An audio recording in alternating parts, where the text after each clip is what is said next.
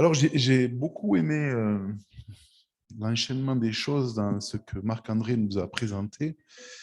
Il a commencé en disant, en nous rappelant dans l'épître de Pierre que nous sommes étrangers et voyageurs, et donc en mouvement. Et puis, l'illustration qu'il a donnée à partir des flamants roses, ouais, alors vous savez que de là d'où je viens, il y en a beaucoup. Et effectivement, ils sont roses pour cette raison. Et c'est une très, très belle image, en fait. On peut faire semblant dans notre comportement, mais il y a des choses qu'on ne maîtrise pas.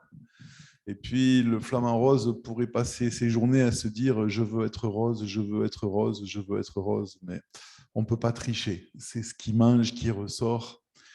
Et c'est la même chose dans nos vies avec Dieu. On peut faire semblant sur le comportement, mais on ne peut pas changer ce qu'on est. C'est le résultat de ce qu'on vit. Alors, j'aimerais reprendre le thème que j'ai développé dans la pensée du mois. Vu que vous n'avez pas pu ouvrir le programme, ben vous n'avez pas pu la lire, ce qui n'est pas grave. Mais je me suis arrêté sur ce qu'on appelle le sermon sur la montagne, hein, ce fameux sermon. Il y a dû y avoir beaucoup de sermons sur les montagnes, même si ce n'était pas des grandes montagnes comme ici, mais quand même. Enfin, dans Matthieu 5. Et là, Jésus commence avec cette série de, vous savez, heureux serez-vous, heureux serez-vous, heureux serez-vous. Juste signaler ce qu'on a traduit nous par heureux. C'est pas peut-être le meilleur mot parce que pour nous, heureux, ça veut dire quand tout va bien et que tout baigne comme on veut. Littéralement, le mot qui est utilisé veut dire être béni de Dieu. Donc, on est béni de Dieu aussi dans les épreuves, dans les difficultés, dans l'échec, etc. L'échec apparent. Donc, quand il y a heureux, ce n'est pas un mot qui veut dire le bonheur et la félicité sans difficulté, hein, mais vous serez béni de Dieu quand. Ensuite, il rappelle au milieu que notre rôle, c'est d'être le sel et la lumière du monde. Donc, vous serez béni quand il y aura ça, ça, ça, ça. Et puis, le sel et la lumière, hein, qui sont le sel qui empêche la corruption. Enfin, en tout cas, c'était sa fonction première à cette époque-là. Et puis la lumière, bien sûr, qui éclaire, qui chasse les ténèbres. Et ensuite, on arrive dans une série intéressante, c'est là-dessus que je veux m'arrêter, où Jésus dit « Vous avez entendu ou vous avez appris qu'il a été dit, mais moi, je vous dis. » Et ça revient 5 ou 6 fois comme ça, 6 fois. Hein. Vous avez entendu qu'il a été dit, mais moi, je vous dis. Et c'est cette phrase-là de Jésus qui m'a arrêté, parce qu'en fait, je m'aperçois, comme j'en parle souvent, mais à quel point nos fausses idées nous empêchent d'évoluer dans la vie en général, mais avec Dieu en particulier. Et nos fausses idées ne veulent pas forcément dire que c'est des idées fausses. Quelque chose qui est juste, mais qui est incomplet, c'est plus la vérité. Quelque chose qui est juste, mais qui n'est pas équilibré, c'est pas non plus la vérité. Et quelque chose qui est juste peut devenir quelque chose qui ne l'est plus quand ça devient figé dans le temps. Et c'est un petit peu ce que je voudrais développer. Dans les semaines et les mois qui vont venir, je pense qu'on va parler encore et encore du commandement de Jésus qui était « faites des disciples ». Et j'étais encore interpellé, je le sais, mais Jean-Jacques m'a dit qu'il avait parlé avec quelqu'un rapidement sur un parking et puis en parlant de ce thème-là, et la personne lui a dit « Ah oui, faire des disciples, non, pas pour moi, faire des disciples, c'est aller sonner aux portes ». Et j'étais interpellé parce que on peut associer aller frapper aux portes avec faire des disciples. Je ne vois pas directement le lien, mais et je me suis aperçu aussi avec la plus jeune génération, quand j'ai voulu aborder ce sujet, des réactions violentes qu'il y a eu. Puis quand je leur ai demandé pourquoi et qu'ils ont expliqué ce qu'ils comprenaient, j'étais sidéré.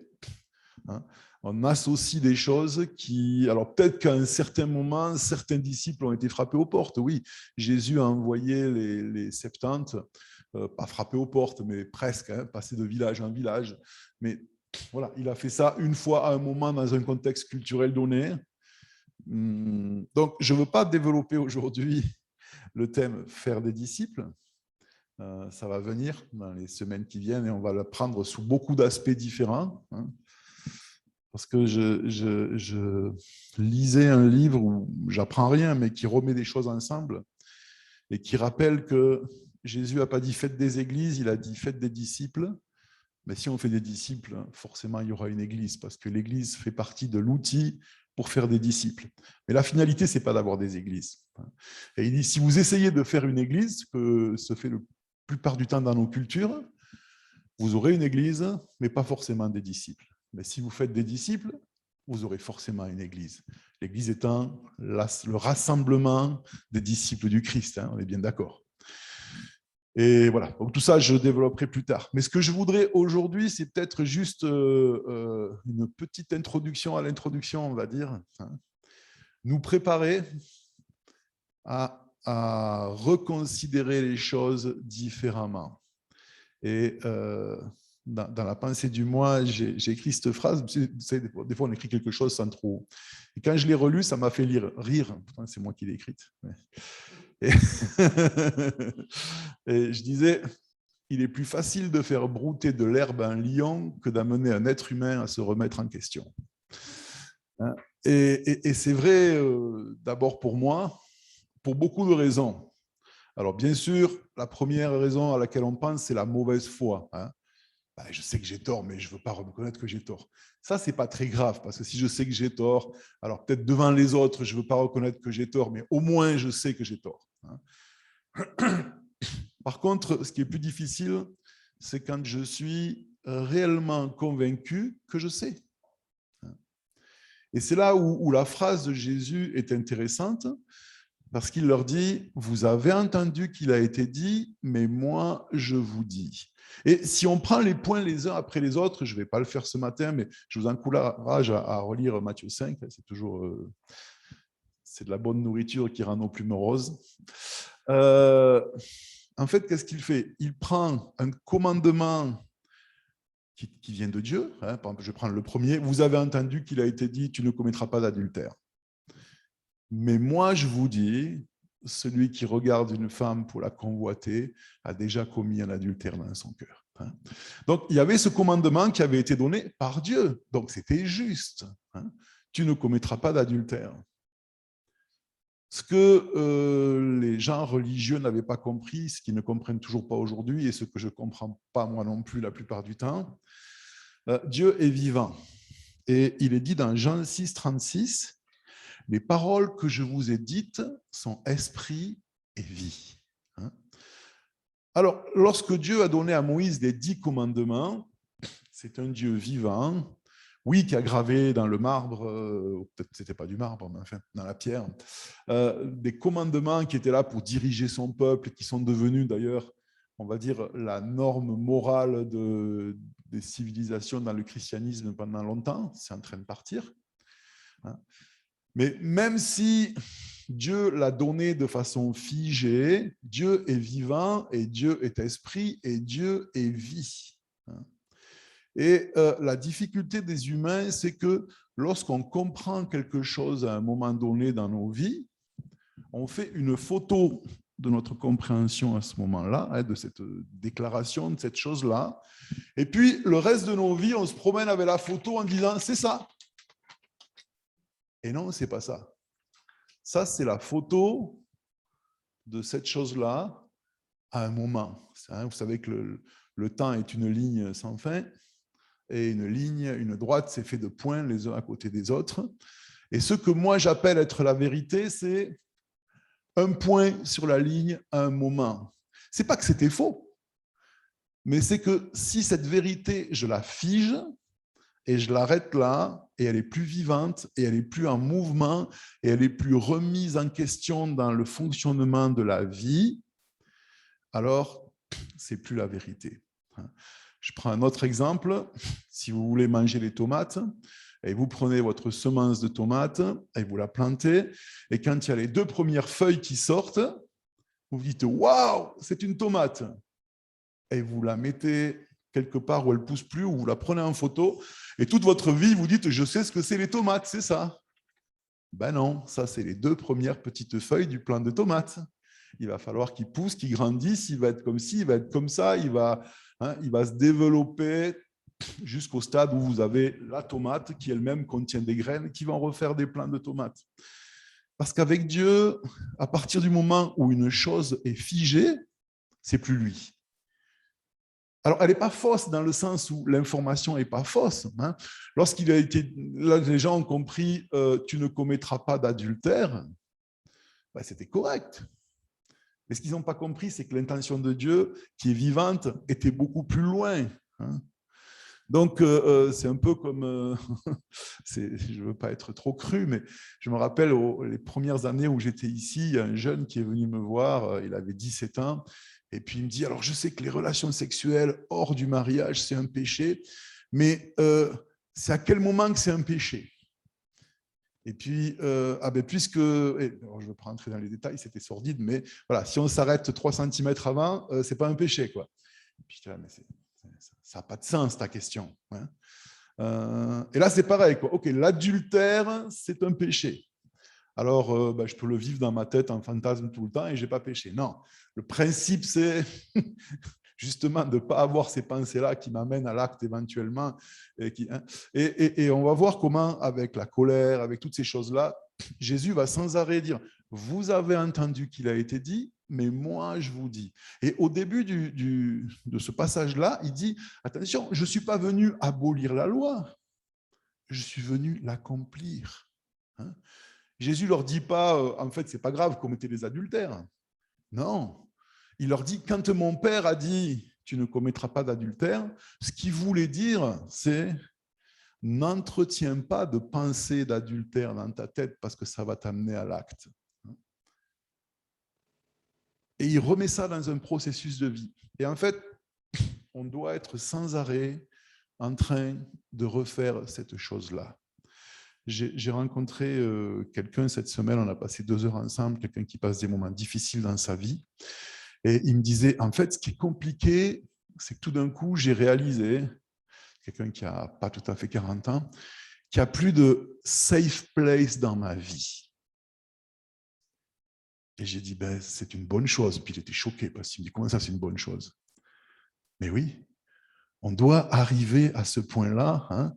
On a, alors je dirais, surtout dans nos pays quand même assez favorisés, et si en plus vous avez eu, comme moi, le privilège d'avoir une enfance heureuse, c'était mon cas. Et il y a quelques années, j'ai écrit un petit texte là-dessus qui s'appelle « Les chroniques d'un enfant heureux ». Et j'ai cru que le bonheur existait sur Terre et que, oui, il y a des difficultés, mais à un moment, j'allais trouver un endroit où j'allais pouvoir construire une maison, planter des arbres. Je ne parle pas matériellement, bien sûr, ça c'est possible. Et m'installer dans un bonheur qui, à peu près, va être stable et durable. Mais c'est faux. C'est faux. Alors, certains, on a prié pour le peuple afghan. Les gens qui vivent dans ce pays sont conscients qu'il n'y a pas de safe place sur Terre. À chaque instant, ça peut tomber. Mais on doit savoir que c'est pareil pour nous. J'étais au téléphone avec mon cousin hier qui m'a parlé d'un ami commun. Et ce monsieur qui a maintenant presque 70 ans, sa femme est en dépression très, très, très, très grave depuis quelques mois après leur mariage. Ils sont mariés à 20 ans. Elle a fait une quarantaine de tentatives de suicide. Leur fils est mort à 48 ans d'un cancer et leur fille de 52 ans est mourante d'un cancer. Et on se dit, mais voilà, j'étais fâché un moment avec Dieu, c'est pas possible, quoi. Tout ça sur une même personne. Et puis, mais voilà, ce monsieur a appris et apprend encore douloureusement, il n'y a pas de safe place sur Terre. C'est-à-dire qu'on ne peut pas figer les choses dans et puis c'est bien, et ça reste comme ça. Et nous, c'est ce qu'on voudrait, construire des choses solides, dures. C'est pas pour rien. Alors oui, après, il y a eu un temple, mais ça ne leur a pas réussi. Lorsque Dieu a sorti son peuple d'Égypte, il a inventé le portable, le temple portable, à dos d'homme, est toujours en mouvement. Alors, bien sûr, il y avait des moments où on se pose, ok, on s'arrête, on monte la tente, on déplie, mais c'est prévu pour être transporté. Et pas transporté n'importe comment. Il y avait des anneaux, il y avait des barres, etc. Il fallait respecter. Quand David a voulu faire autrement pour simplifier, pour aller plus vite, ça a coûté cher. Et pour nous, en tant qu'enfants de Dieu, en tant que citoyens du royaume de Dieu, en tant que disciples de Jésus-Christ, parmi les choses qu'on doit remettre en question, c'est quelle est ma vision de la vie, quel que soit mon âge, que je sois jeune ou âgé. Est-ce que je rêve encore, est-ce que j'attends encore de trouver une safe place? Un endroit où tout va être stable, tout va être solide, tout va être sécurisé et où voilà, je vais pouvoir m'installer, planter mes racines. Les premiers chrétiens avaient moins de difficultés à réaliser ça parce que quand ils se faisaient baptiser, 3 jours après, on les faisait manger par les lions dans une arène où on leur jetait des pierres dessus, où ils devaient s'enfuir en courant, en laissant tout et puis recommencer de zéro ailleurs, etc. etc. quoi. Mais nous avons pris ce qui nous intéressait du christianisme, mais on est tous comme ça, les humains, c'est pas... Voilà, il ne faut pas se flageller avec ça. Mais on doit être conscient que voilà, on est dans une culture, la Suisse est une culture de la planification, de l'organisation, du confort, de la qualité, du travail, du sérieux. Et puis, on amène Dieu là-dedans et Dieu devient un élément pour que ce soit mieux planifié, plus solide, plus sécurisé, mieux organisé. Et Dieu nous dit, mais il n'y a rien de mal avec planifier, organiser, travailler, etc. C'est même des valeurs qui viennent de lui. Mais attention, vous avez entendu qu'il a été dit, et moi je vous dis, mettez-vous en route, mettez-vous en chemin. Acceptez chaque jour de reposer toute ma façon de voir les choses pour la reprendre. Mais pas dans le sens où on va penser le contraire, mais dans le sens où ce que je pense est quelque chose de vivant, et que mon plant de tomates du premier jour, il ne ressemble pas à celui du deuxième, à celui du troisième, à celui du quatrième, etc. Et sur une saison, il change tout le temps. Et c'est le même plant de tomates, il a la même génétique, il a le but.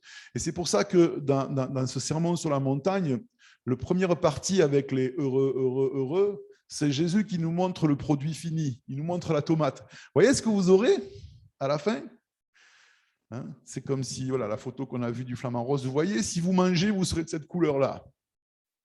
Maintenant, allez manger, parce que vous êtes un peu gris.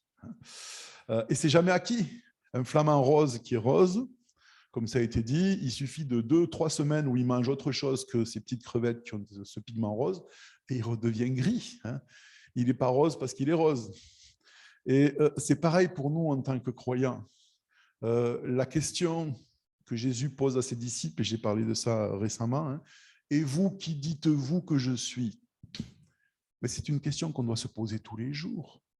Parce que si je réponds la même chose qu'il y a 6 mois, ou pire, qu'il y a 20 ans ou 40 ans, il y a un souci. C'est un peu comme un couple qui aurait une phrase de dialogue, parce que c'était celle de leur rencontre. Et puis, 40 ans après, quand ils parlent, ils disent que cette phrase-là. C'est un peu limité, quoi. Non, c'est vivant. On ne vit pas dans un couple ce qu'on vivait il y a 10 ans, il y a 5 ans, il y a 15 ans ou 30 ans, si on est marié depuis longtemps. C'est pareil avec nos enfants.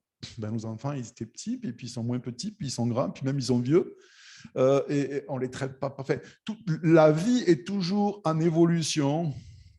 Dans Acte 17, 28, Paul dit « En lui, nous avons la vie, le mouvement et l'être. » Et nous sommes toujours à vouloir capturer les choses pour les figer et on les tue. Vous savez, je pense que vous avez tous vu des enfants qui veulent attraper un papillon parce que c'est beau. Et vous avez vu le résultat. Le papillon est mort à la fin, bien sûr. Il est beau, papa, voilà. Ouais, non. Papillon, c'est beau, on le regarde, on ne le touche pas. Si on le touche, on le tue. La vie de Dieu, on a envie, mais on ne peut pas la capturer. Dès qu'on la capture, on la tue. Et la vie de Dieu capturée, ça s'appelle la religion. Alors, on doit accepter d'être dans un bouleversement continu. Ce n'est pas agréable. Ce n'est pas agréable. Et en même temps, c'est salutaire, parce que dès qu'on a l'impression qu'on maîtrise, qu'on contrôle, que les choses sont fixes, on s'installe, on s'encroute, et puis, voilà, c'est plus ce que c'était. Je me souviens, il y a 14 ans, quand je suis arrivé, le 2e ou 3e message que j'ai partagé avec vous, c'était... Bon, je ne vous demande pas de vous en rappeler, moi non plus, je ne m'en rappelais pas. Hein. Il faut... c'était quoi le mot que j'ai utilisé? Ce n'est pas désencrouter, décaper. Parce que c'était le nom du groupe de jeunes qu'on avait donné suite à ça. Hein. Il faut décaper notre évangile.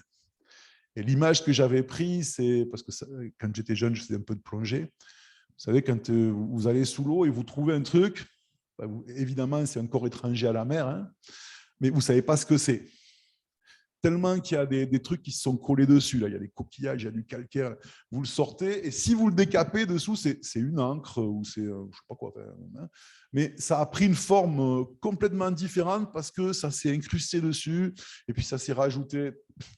Et je me rappelle, j'avais partagé là-dessus, hein, il nous faut décaper notre évangile. Sauf que ce n'est pas un décapage qui se fait une fois tous les 10 ans, ou tous les 5 ans, ou tous les 3 ans. C'est que tous les jours, il s'encroute, tous les jours, ça se fige, tous les jours, ça s'accroche. Alors, on a besoin de considérer qu'on est en mouvement, et pour ça, on a besoin de renouveler nos pensées. Hein. Peut-être même de changer de vocabulaire, mais ce n'est pas le fait de changer de vocabulaire pour changer de vocabulaire. Il faut que ça traduise une réalité. Hein. Mais par exemple, quand les mots veulent dire des choses, quand on dit « je vais à l'église », ben déjà, ça veut dire qu'on n'a pas compris ce qu'était l'église. On ne peut pas aller à l'église. Je vais à l'église le dimanche matin, ou en ce moment, je ne viens plus à l'église. Non. Nous sommes l'église. Je la vis ou je ne la vis pas. Et beaucoup de choses comme ça qu'il nous faut. Mais même ça, ça peut devenir une tradition, puis on dit je suis l'église, mais on ne la vit pas plus. Donc, ce n'est pas les mots qui comptent, mais on doit tous les jours, il y a une autre expression aussi, hein, on dit remettre le travail sur sur le métier. Voilà, c'était le métier de tissage. Hein. On le remet dessus tout le temps, quoi. Et on doit apprendre ça. Et je termine avec cette idée. Il n'y a pas de retraite pour les disciples du Christ. Il n'y a pas de retraite pour les disciples de Christ.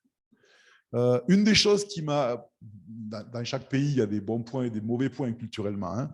Une des choses qui m'a choqué en arrivant en Suisse, c'est le fait que pendant les vacances, les activités de l'Église s'arrêtent. Je ne parle pas du fait que si on est parti en vacances, on n'est pas là. Ben, on n'est pas là, c'est normal. Hein.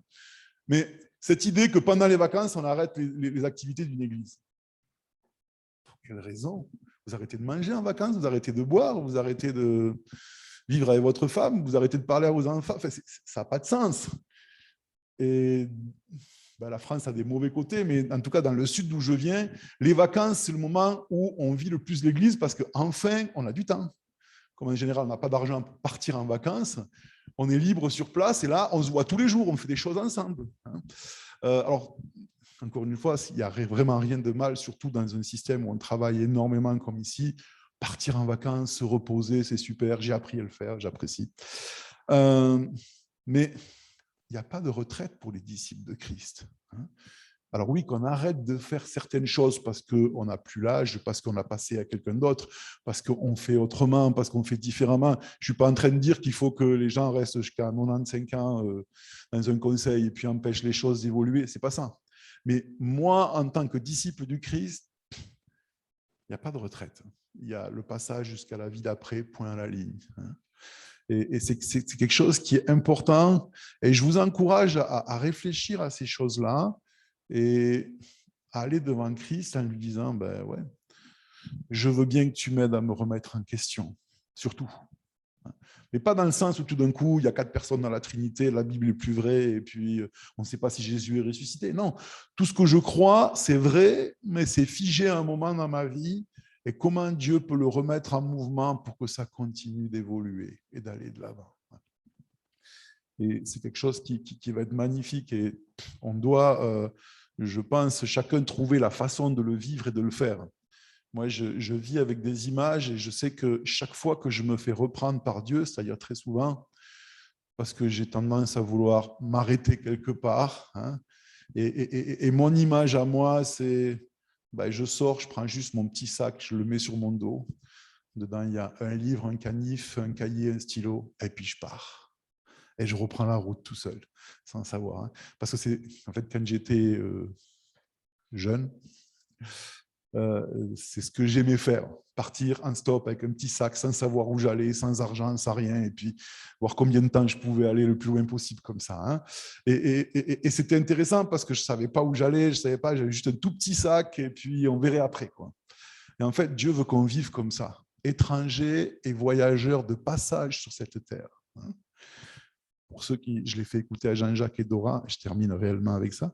Pour ceux qui aiment la chanson française, ce sujet-là m'a amené ce matin à réécouter 2-3 fois en boucle un morceau de Dan Sylvestre. Et j'aime la version en duo avec Serge Gauvin qui s'appelle « Il n'y a pas de retraite pour les artistes ». Et j'aime ce morceau pour ça parce qu'en fait, vous savez, je pense que les artistes, les vrais, sont les prophètes laïques modernes de notre époque. En fait, les gens qui sont passionnés par quelque chose, il n'y a pas de retraite. On continue, toujours, encore. Je pense que notre frère André qui est là, qui a écrit encore un livre à je ne sais pas quel âge dernièrement, etc. Il n'y a pas de retraite, on continue, on avance avec Dieu et on apprend encore. Et quand on voit Fred qui prend des notes à l'âge qu'il a encore, mais c'est un état d'esprit, on continue, on est en mouvement et puis on laisse les phrases de Jésus nous bousculer. Oui, vous avez entendu qu'il a été dit, c'est vrai, mais moi je vous dis, on va plus loin et on continue. Ouais, bah, je ne sais pas si tout le monde va apprécier d'écouter ça, mais moi je l'aime beaucoup. Hein. Il n'a aucun rapport avec le sujet, hein. C'est juste sur le fait qu'il n'y a pas de retraite pour les artistes, il n'y a pas de retraite pour les disciples. Enfin, si on l'écoute après, il faut juste que chaque fois qu'il dit il n'y a pas de retraite pour les artistes, vous pensiez il n'y a pas de retraite pour les disciples. Mais je vais prier avant. Seigneur, on te remercie parce que tu es celui qui veut nous permettre de continuer d'avancer, mais tu n'utilises ni la peur, ni la culpabilité, ni les menaces.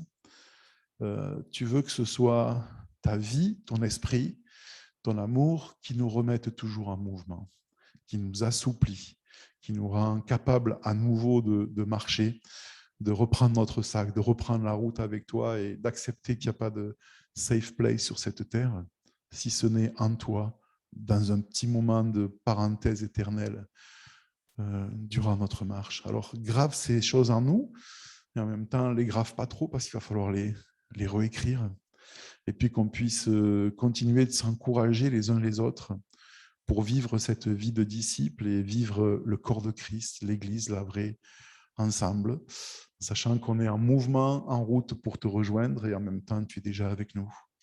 Et il n'y a pas de fin à ce voyage, Seigneur. Alors, merci.